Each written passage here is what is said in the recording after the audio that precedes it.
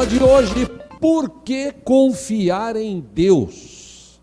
Esta é a pergunta que muita gente tem feito hoje. Por que confiar em Deus? Faz sentido aqueles que não estão nem aí para Deus, que não ligam para Deus, que não falam com Ele, que não têm uma vida digna diante de um Deus?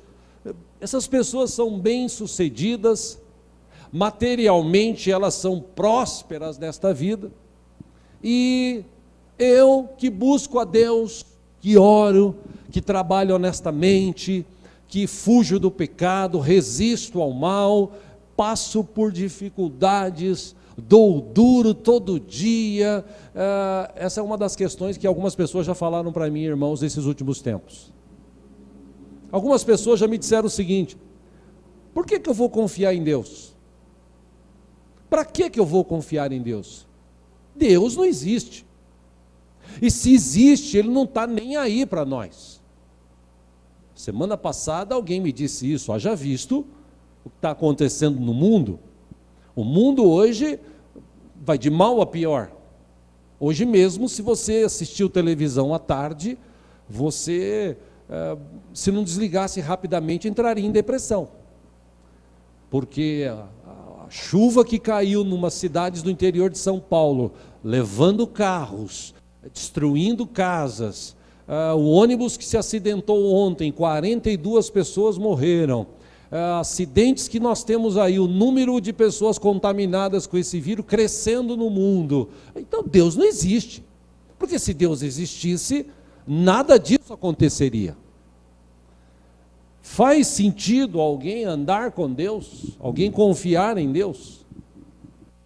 Muitas pessoas hoje estão desistindo de servir a Deus. Muita gente hoje está se afastando de Deus.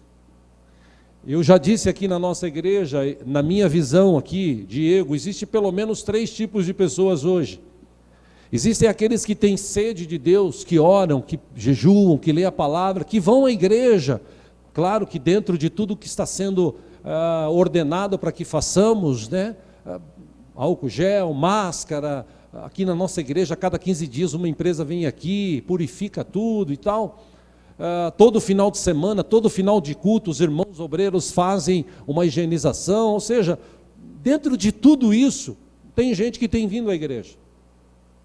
O segundo tipo de pessoas que existem hoje são aqueles que estão com medo. Então ele fala: eu não vou porque eu tenho medo. Mas é meio paradoxo isso, porque se você confia em Deus, você vai. Por que eu estou falando isso? Porque você confia ir, por exemplo, no mercado, você confia ir num shopping, você confia ir trabalhar no meio de outras pessoas, mas no meio da igreja você não confia muito. Mas aí é pessoal, é cada um que vê, que decide. Não estamos aqui para julgar ninguém, ao contrário, eu já cansei de falar isso, até para quem assiste a gente. E o terceiro tipo de pessoa é aquele que ele fala assim: bom, aproveitando que veio essa pandemia, que a igreja fechou, ainda hoje em São Paulo e no Brasil existem grandes igrejas que não voltaram a funcionar, estão só mesmo culto online. Então, aproveitando tudo isso, para que eu vou na igreja? Eu assisto o culto de casa, eu contribuo de casa, então eu vou ficar aqui, ponto. Só que a igreja existe, não é porque pastor criou a igreja. A igreja quem criou foi Jesus. E Jesus criou a igreja justamente para as pessoas terem esse momento de adorarem, de ter comunhão, de participarem juntos. É óbvio que nesse momento de pandemia, como eu disse há pouco, a gente não pode se abraçar, a gente tem o hábito de se beijar, de se abraçar, de cumprimentar. A gente não está fazendo isso porque para evitar até algum tipo de problema. Mas, tirando esses casos que nós vemos hoje, a minha reflexão de hoje com os irmãos neste tema: por que confiar em Deus? Por que a gente deve confiar no Senhor? Bom, na Bíblia existem vários exemplos de irmãos que aprenderam a confiar em Deus, e existem também vários textos que nos levam a entender esta confiança em Deus. Um destes textos eu gostaria de ler com os irmãos. Você que trouxe sua Bíblia, vamos ler juntos no Salmo 37. Este salmo é um dos salmos escritos por Davi. Deus é bom, aleluia. Davi era um homem que confiava muito em Deus, muito, muito. Davi tinha um relacionamento com Deus, acho que poucos nesta terra tiveram um relacionamento como ele teve com Deus. Por isso, você vê a escrita de alguns salmos que foram escritos por Davi. Se você começar a analisar, por exemplo, quando nós vamos hoje estudar sobre este capítulo 37, você vai ver que tipo de entendimento Davi tinha em relação a Deus. Salmo 37, vamos ler aí juntos. Você que está pela internet, provavelmente deva aparecer aí o texto para você. Eu gostaria, se possível, que aparecesse a imagem na televisão ali atrás, para a gente se programar melhor, se for possível, tá? Obrigado. Salmo 37, versículo 1 diz: não se aborreça por causa dos homens maus, e não tenha inveja dos perversos. Por que ele falou isso? Versículo 2 ele explica: pois como o capim logo secarão, como a relva verde logo murcharão. Versículo 3 ele diz: confie no Senhor e faça o bem. Assim você habitará na terra e desfrutará a segurança. Versículo 4, na NVI está escrito assim: deleite-se no Senhor, em algumas versões alegre-se no Senhor, e Ele atenderá aos desejos do seu coração. Versículo 5 ele escreveu: entregue o seu caminho ao Senhor, confie nele e Ele agirá. Versículo 6, de que forma que Deus vai agir? Davi explica. Ele diz assim: Ele deixará claro como alvorada que você é justo, e como o sol do meio-dia que você é inocente. Versículo 7, ele escreve assim: descanse no Senhor e aguarde por Ele com paciência. Não se aborreça com o sucesso dos outros, e nem com aqueles que maquinam o mal. Versículo 8, evite a ira e rejeite a fúria. Não se irrite, isso só leva ao mal. Versículo 9, por que ele disse isso? Ora, porque os maus serão eliminados, mas os que esperam no Senhor receberão a terra por herança. Versículo 10, ele escreveu: um pouco de tempo e os ímpios não mais existirão. Por mais que você os procure, não serão encontrados. Mas, versículo 11, os humildes receberão a terra por herança e desfrutarão pleno bem-estar.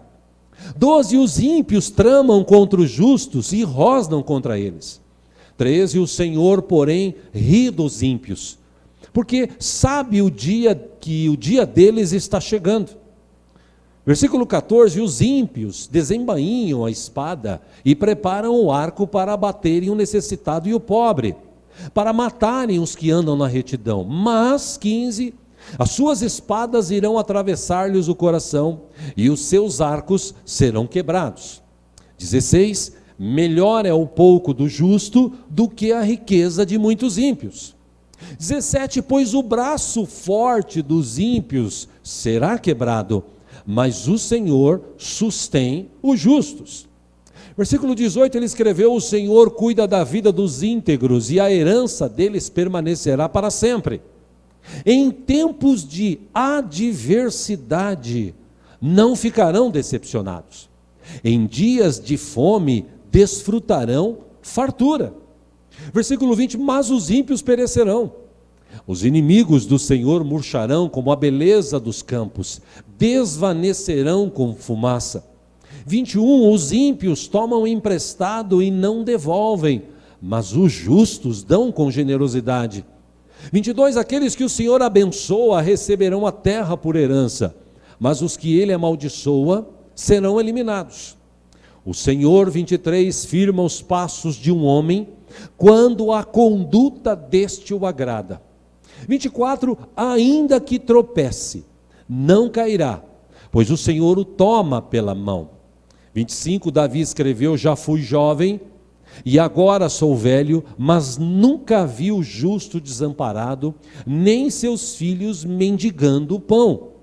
26, ele é sempre generoso e empresta com boa vontade, seus filhos serão abençoados. 27, ele escreve: desvie-se do mal e faça o bem, e você terá sempre onde morar. Por quê? 28, ele explica: porque o Senhor ama quem pratica a justiça, e não abandonará os seus fiéis. Para sempre serão protegidos, mas a descendência dos ímpios será eliminada. 29, os justos herdarão a terra e nela habitarão para sempre. 30, a boca do justo profere sabedoria, e a sua língua fala conforme a justiça.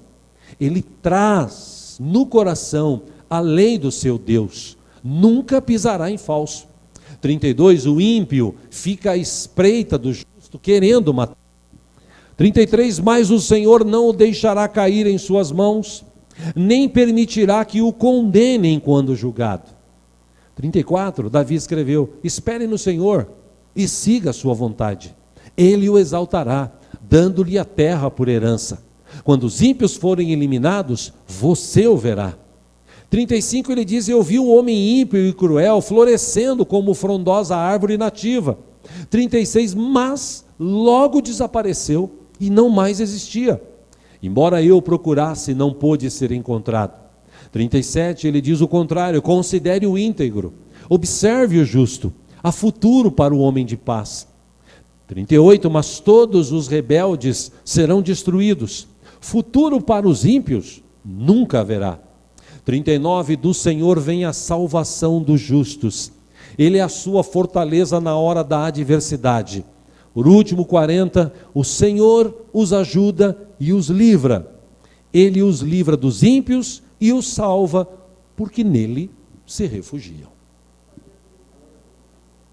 Davi, ele escreve e faz uma comparação entre o ímpio e o justo, em quem busca a Deus e quem não busca, em quem confia no Senhor e quem não confia. Ele faz uma comparação, nós acabamos de ler.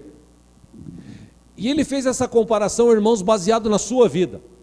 Quando ele escreveu este salmo, ele já tinha uma idade, já era rei, já estava vivendo algumas coisas da sua vida, já viveu guerras, grandes guerras, perdas, já havia cometido erros. Então ele, mais do que ninguém, poderia escrever um salmo como esse, porque por tudo que ele tinha vivido e pela experiência de vida que ele tinha com Deus, se tem alguém que confiava naquela época em Deus, esse alguém era Davi. E eu estava pensando sobre isso, e existem 4 expectativas, irmãos, preste atenção, porque isso é importante para a nossa vida hoje. Existem pelo menos 4 expectativas que a gente deve esperar na vida. Primeiro dela, a gente tem que esperar novas dificuldades. Por mais que a gente busque ao Senhor, por mais que Deus esteja conosco, algumas delas nós vamos entrar, porque acabamos tomando decisões erradas. Outras, Deus vai permitir para a gente aprender, para a gente crescer, para a gente sair da zona de conforto, para a gente confiar mais nele. Ou seja, a nossa vida vai ser assim. A gente vai ter dificuldade, nós vamos passar por momentos de dificuldade. Na nossa vida, em segundo lugar, nós vamos ter novas demandas, disputas, pelejas. As pessoas às vezes vão contestar a gente, o nosso jeito de ser, de viver. Terceiro, a gente vai às vezes ter que escolher novas direções. A gente vai ter que mudar às vezes o modo de pensar, o modo de viver, até para que a bênção de Deus se achegue nas nossas vidas. E é claro, quarto lugar, a gente sempre terá novas alegrias, porque a alegria, a felicidade não é um alvo para quem conhece Deus. Para quem não conhece Deus, ele vive em busca da felicidade, ele vive em busca da alegria. Ele só vai ser feliz, só vai viver alegre quando? Quando que? Quando eu comprar um carro novo, quando eu comprar uma casa, quando eu tiver um emprego melhor, quando eu ganhar um salário bom, quando eu for viajar para o exterior, quando é um alvo, nunca é o hoje. E a Bíblia diz o contrário. O próprio salmista escreveu no Salmo 118, 24, este é o dia que o Senhor fez, então vamos nos alegrar hoje. Por quê? Porque Deus está com a gente hoje. Eu dizia isso para uma pessoa nessa semana que estava preocupada com o futuro, e eu disse para essa pessoa: você precisa confiar mais na Bíblia. O próprio Jesus disse para a gente deixar o mal de amanhã para amanhã. Não adianta você ter medo de perder o emprego. Quanto mais medo você tiver, pior será. Existe uma lei chamada lei da atração. Tudo aquilo que você pensa, tudo aquilo que isso você vai atrair para a tua vida. Por isso que Paulo, muito inteligente, ele aconselhou em Filipenses 4:8, pensa no que é bom, pensa no que traz edificação, pensa em coisa boa. Pastor, mas isso existe? Pô, é só você ler o livro de Jó. Jó, depois que perdeu a família, os 10 filhos, perdeu toda a riqueza e perdeu a saúde, a palavra que ele disse foi essa: o que eu mais temia me aconteceu. Ele era um cara justo, reto, mas ele vivia assim pensando: ai meu Deus, e se, ai meu Deus. Então você tem que viver hoje, você não sabe o dia de amanhã. Amanhã pertence a Deus. E se Deus nos permitir, amanhã será um dia de bênção. E se amanhã não for um dia de bênção, ainda assim Deus vai estar conosco amanhã e Ele vai nos livrar, Ele vai nos ajudar. Mas no tempo que nós vivemos hoje, é difícil as pessoas confiarem em Deus. Essa relação, esse contato, esse relacionamento com Deus, ele está hoje marcado aos domingos, a um culto, a um momento de dificuldade, né? Quando a pessoa está com um momento de dificuldade, geralmente ela ora, ela busca Deus. E Davi não. O que me chama a atenção na vida de Davi é que Davi, ele tinha um contato com Deus diário. Ele falava com Deus diariamente, desculpe. Ainda falei ontem sobre a vida de Davi para os irmãos no átrio.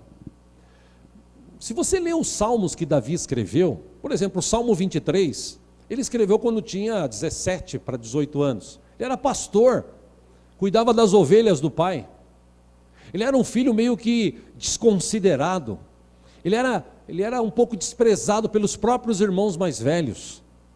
O próprio pai não dava muita bola para ele, porque quando Samuel chegou para ungir um dos filhos dele, ele colocou os 7 melhores que ele tinha, e não era nenhum deles. Até que mandou chamar Davi. Vem Davi lá, cheirando ovelha. E o que houve? Olha, Deus falou, é esse aí.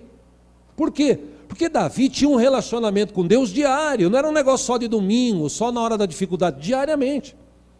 O Salmo 23 mesmo, é uma poesia que ele escreveu para Deus.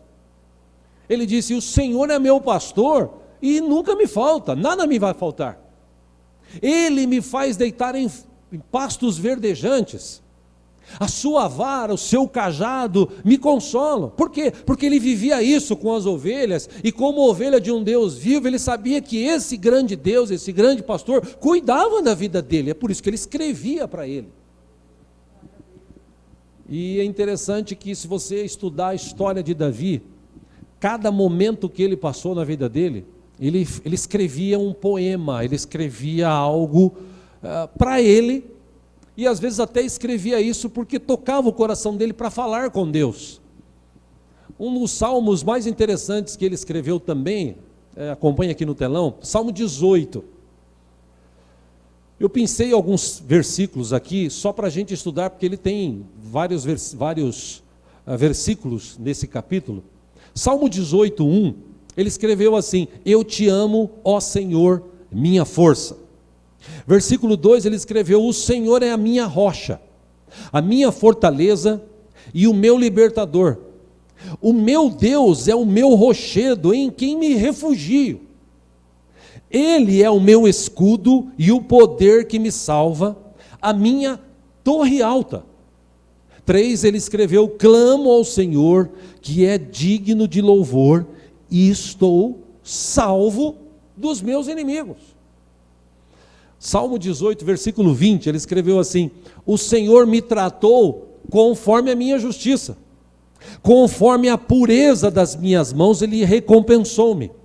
Por quê? Versículo 21, pois segui os caminhos do Senhor, não agi como ímpio, afastando-me do meu Deus. 22, ele escreveu: todas as suas ordenanças estão diante de mim, não me desviei dos seus decretos. Ou seja, tudo que Deus falou para ele fazer, ele cumpria, ele fazia. No versículo 30 desse mesmo salmo, virou até canção isso, ele escreveu: este é o Deus cujo caminho é perfeito. A palavra do Senhor é comprovadamente genuína, em algumas versões é poder. Ele é um escudo para todos os que nele confiam ou se refugiam.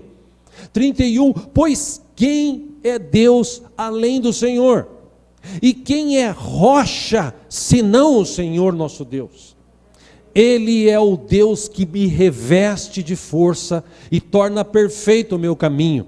33, torna os meus pés ágeis como os da corça, sustenta-me firme nas alturas. Ele treina as minhas mãos para a batalha e os meus braços para vergar um arco de bronze. 35, ele disse: tu me dás o teu escudo de vitória, tua mão direita me sustém. Desces ao meu encontro para exaltar-me, deixarei livre o meu caminho, para que não se torçam os meus tornozelos.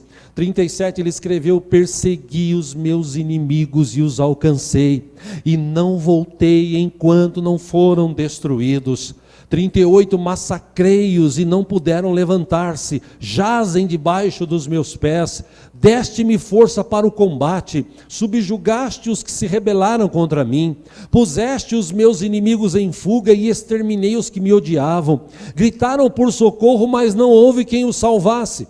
Clamaram ao Senhor, mas ele não respondeu. 42, ele escreveu: eu os reduzi a pó, pó que o vento leva, pisei-os como a lama das ruas. Tu me livraste de um povo em revolta, fizeste-me a cabeça ou cabeça das nações. Um povo que não conheci sujeita-se a mim. Assim me ouvem, me obedecem, são estrangeiros que se submetem a mim. Todos eles perderam a coragem, tremendo, saem das suas fortalezas. O Senhor vive, bendita seja a minha rocha, exaltado seja Deus, o meu Salvador. Este é o Deus que o meu favor executa, que em meu favor executa vingança, que a mim sujeita nações. Tu me livraste dos meus inimigos, sim, fizeste-me triunfar sobre os meus agressores, e de homens violentos me libertaste. Por isso eu te louvarei entre as nações ao Senhor, cantarei louvores ao teu nome. 50, ele diz: ele dá grandes vitórias ao seu rei,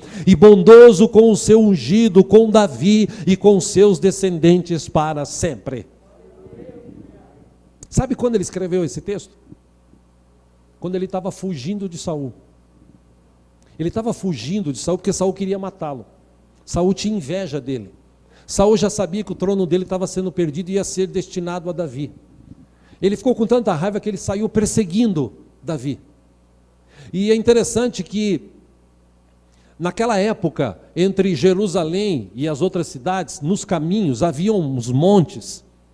E naqueles montes haviam algumas pedras saltadas e também algumas cavernas, que no caminho, as pessoas que caminhavam por ali, às vezes chovia muito forte, às vezes era muito frio, às vezes era noite, eles ficavam debaixo daquelas pedras que passavam um pouco do monte, ou mesmo dentro das cavernas.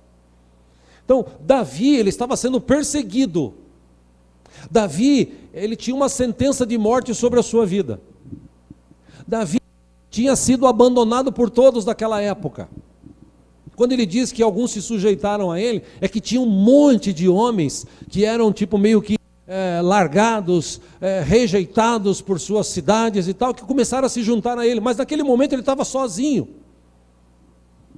E ele entra dentro de uma caverna daquela para se esconder. E em vez de ele ficar ali, ó vida, ó dor, por que, meu Deus, por que, meu Deus, por que, meu Deus, o Senhor me abandonou, eu vou morrer. Sabe o que ele fez?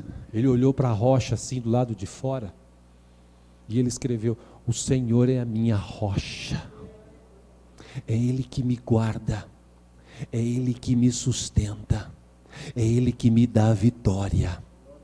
Eu persegui os meus inimigos e os alcancei, os destruí, os atravessei. Por quê? Porque sob os pés do Senhor eles caíram e não mais se levantaram. Deus me deu a vitória. Ele estava fugindo, irmãos. Mas ele confiava tanto em Deus, que ele escreveu assim: Deus já me deu a vitória. Podem tentar vir para me destruir, podem me perseguir, mas eu tenho uma promessa de Deus para a minha vida. Eu confio nesse Deus. Não é de agora que eu me relaciono com Deus. Eu conheço Deus quando eu era jovenzinho. Aí agora, nesse momento de perseguição, de crise, de dificuldade, o que eu faço? Eu pego um papel, pego uma caneta da época e escrevo um salmo como esse. Irmão, você já pensou se todo crente hoje fizesse isso? Crente que confia em Deus?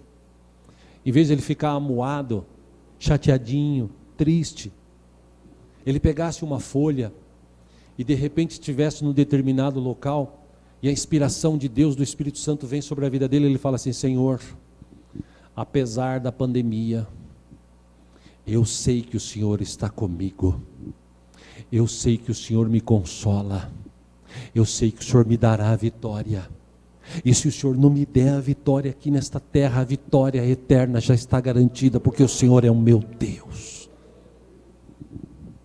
Só faz isso, meus irmãos, quem confia em Deus.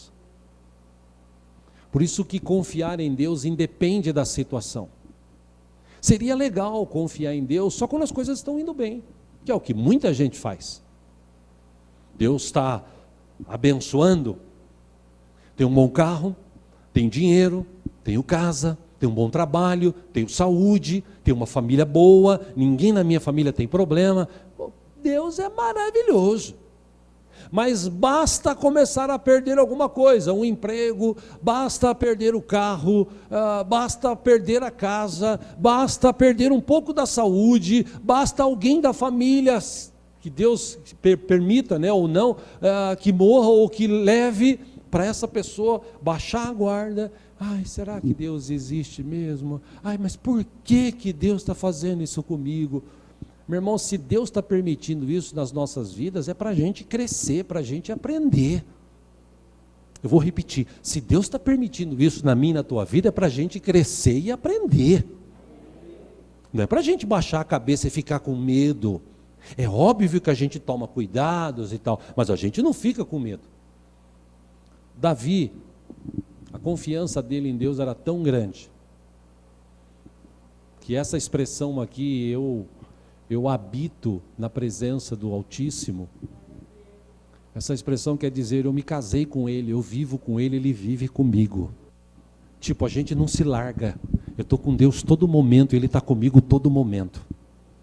Interessante que se você trouxer isso para hoje, Jesus, Mateus 28:20, um texto que eu gosto muito da Bíblia, Jesus disse assim: eis que estou com vocês todos os dias, até a consumação dos séculos. Eis que estou convosco todos os dias até a consumação dos séculos. Eis que estou convosco todos os dias até a consumação dos séculos. Jesus está conosco todo o tempo. Resta saber se nós estamos com Ele todo o tempo. Interessante que nessa expressão que ele disse, o Senhor é o meu rochedo. Um outro salmo, Salmo 91, salmo que quem é cristão e quem não é, geralmente abre, principalmente quem não é, né? Deixa ele aberto, põe na cabeceira para espantar fantasma, espírito mau, encosto, né? Tempo ruim, põe lá: ai, aquele que habita no abrigo ou no esconderijo do Altíssimo e descansa à sombra do Onipotente ou do Todo-Poderoso, pode dizer ao Senhor. É interessante que esse salmo é bem claro, né?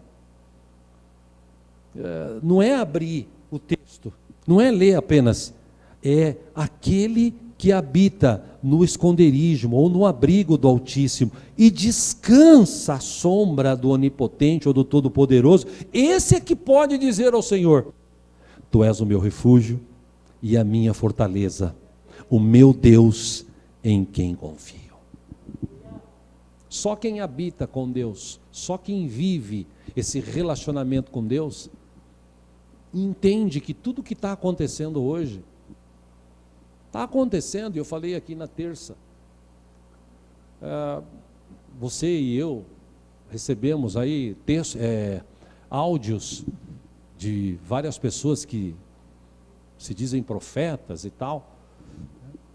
E não sei, eu tenho um pensamento particular sobre isso, não vou expô-lo aqui, mas eu acho estranho essas pessoas agora que está tudo no caos se manifestar. Está vendo? Deus está pesando a mão, Deus vai babá, Deus vai acabar com o mundo, Deus vai babá. Não está falando nada de diferente que está escrito aqui. Porque a Bíblia diz que chegaria um tempo e esse tempo seria difícil. Aliás, Jesus disse em Mateus 24 que se Deus não abreviasse este tempo, ninguém se salvaria. Por quê? Porque seria um tempo difícil.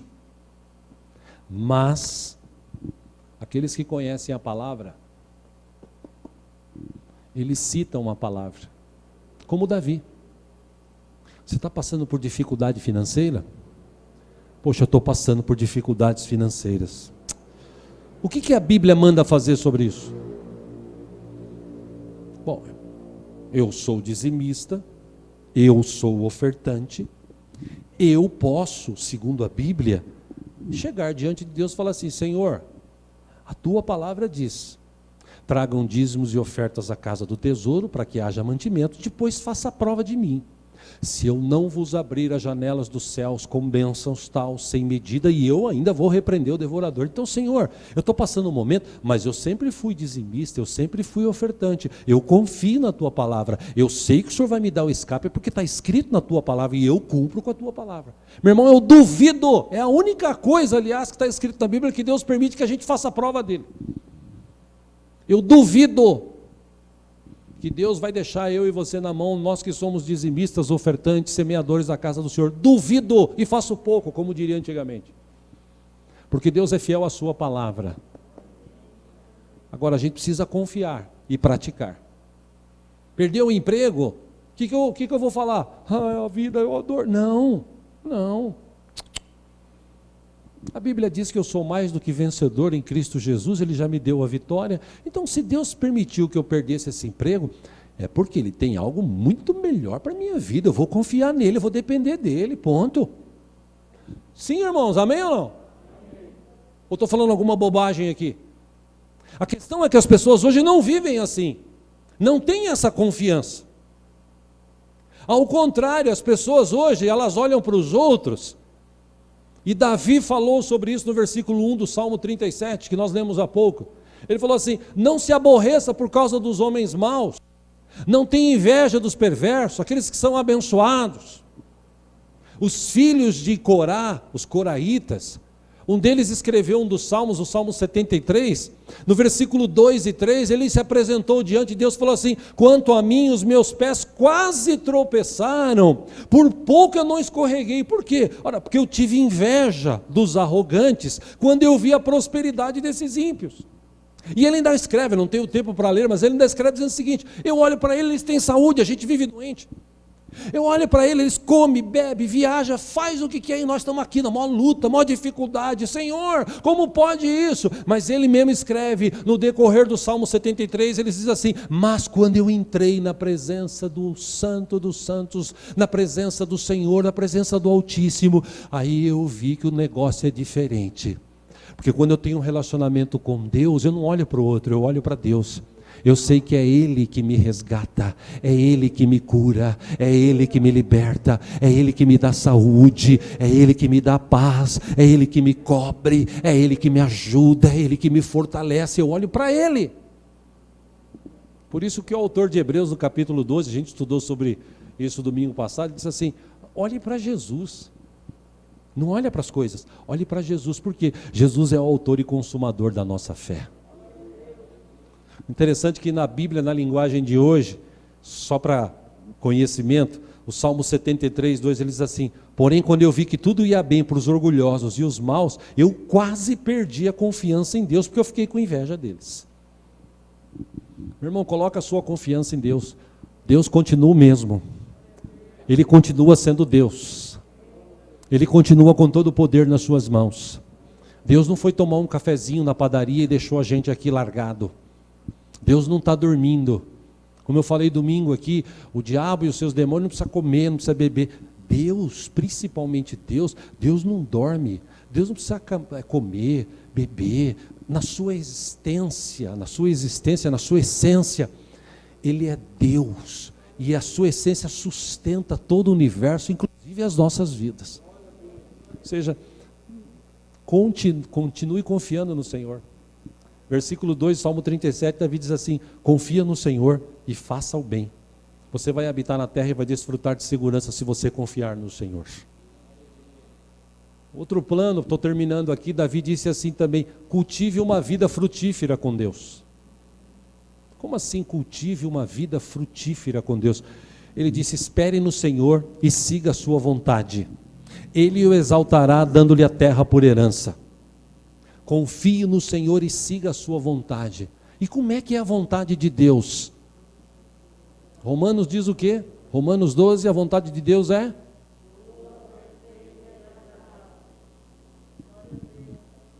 Então por que eu não vejo essa vontade de Deus? Porque você ainda não tem um relacionamento profundo com Ele, de confiança. Que quando você confia, você confia.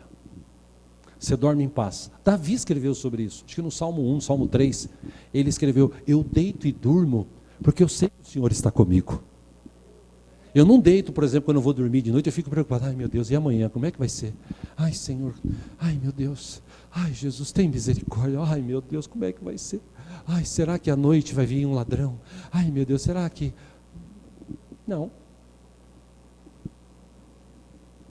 Eu já falei aqui, quando a gente começa o mês aqui na igreja, só de aluguel aqui, é uma grana alta. Se eu me preocupasse com isso, eu não dormiria de noite. Ai meu Deus, como é que vai ser? Eu não sei, eu sei que Deus manda recurso e a gente paga, e a gente está aí há 24 anos fazendo isso. Quando a gente desenvolve um relacionamento genuíno com Deus, como disse Davi, alegre-se no Senhor, deleite-se no Senhor, e Ele vai atender os desejos do teu coração. Aquele negócio ali não é brincadeira, não é bobagem. Aquilo ali, tem gente que toda terça-feira vem aqui, estende a mão e ora. E tem gente que colocou ali desejo do coração e já foi abençoado esse ano, mesmo em tempos de crise. Por quê? Porque se deleitou no Senhor, se alegrou, confiou no Senhor.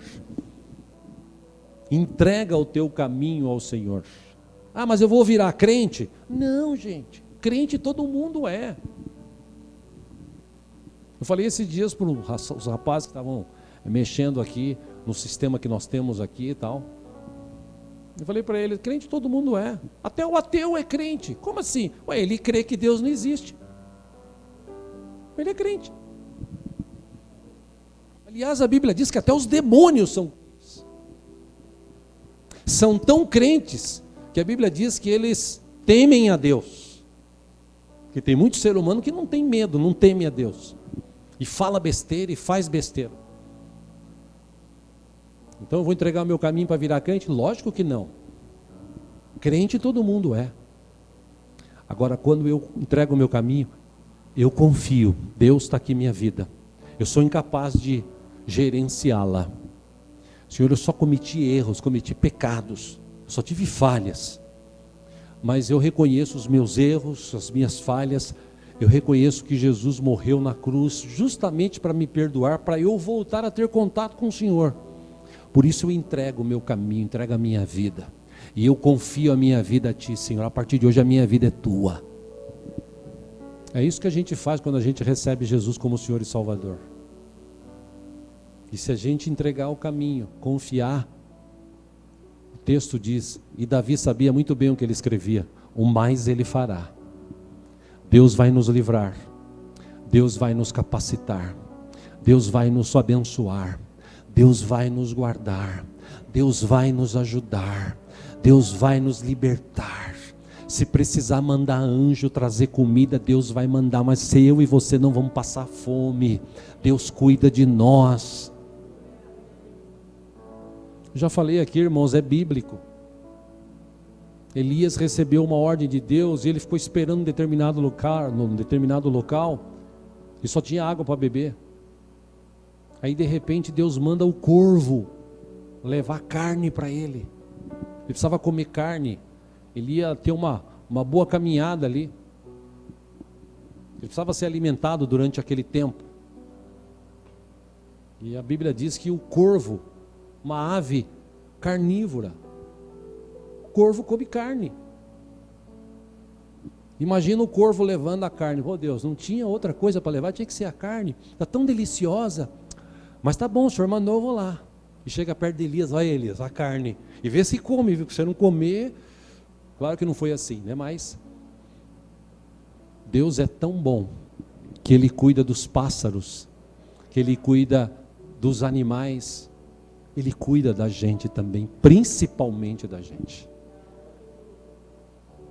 Pergunta que eu fiz no começo, por que devemos confiar em Deus? Porque se a gente não confiar nele, em quem nós vamos confiar? Nos políticos? Nas empresas? Nas promessas que a gente ouve? No sistema do mundo hoje, que é um sistema demoníaco? Sistema que querem tudo e a maioria tem que morrer de fome? Não. Se eu tenho que confiar, eu vou confiar em Deus. E confiar em Deus é um ato de fé. E fé é o firme fundamento das coisas que você não vê, mas você espera, você sabe. Eu não vejo a minha salvação, mas eu sei que eu estou salvo porque Cristo deu a vida por mim na cruz do Calvário e eu entreguei a minha vida para Ele. Eu não sei onde estão os meus pecados. Eu só sei que a Bíblia diz que assim como o Oriente é longe do Ocidente, é o oposto, assim os nossos pecados estão distantes de nós, porque Deus um dia teve misericórdia e perdoou todos os nossos pecados. Eu não sei o que Deus vai fazer amanhã para a minha vida. Eu só sei que Deus vai fazer alguma coisa e eu vou ter o sustento para amanhã. Amém, queridos?